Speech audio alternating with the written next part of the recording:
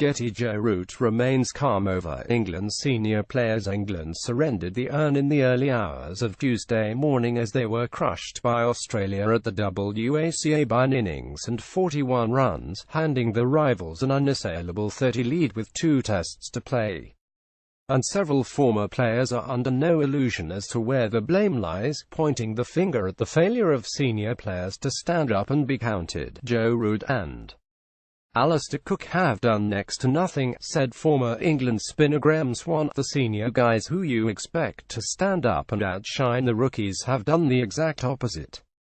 The shining lights have been Mark Stoneman and Dward Mallon. A former England captain Michael Vaughan believes Root must now make changes both for the future and to avoid a 50 whitewash down under.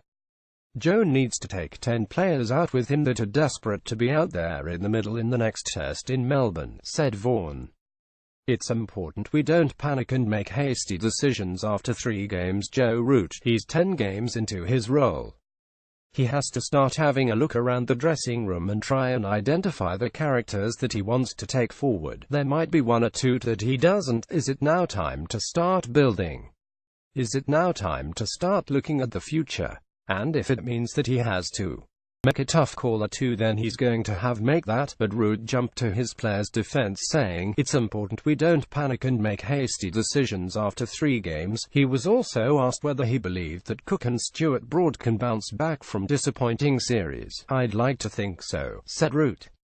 The performances over a long period of time speak for themselves, and they have been in situations where things haven't gone for them before. That's why they have played so many games. I see no reason why throughout the rest of this series they can't do that again. Instead, Root deflected the blame onto himself for England's debacle, saying, as captain you take a lot of responsibility. You are always learning, finding things out about yourself and your team. Coach Trevor Bayliss has now overseen 7 consecutive defeats overseas with a 40-series loss in India and 30 here. But he maintained he was still the right man to take England forward.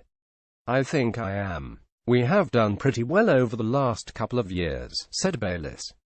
The team is a work in progress, and while I'd love to have the magic wand and click it and everyone turns into superstars overnight, it doesn't happen that way.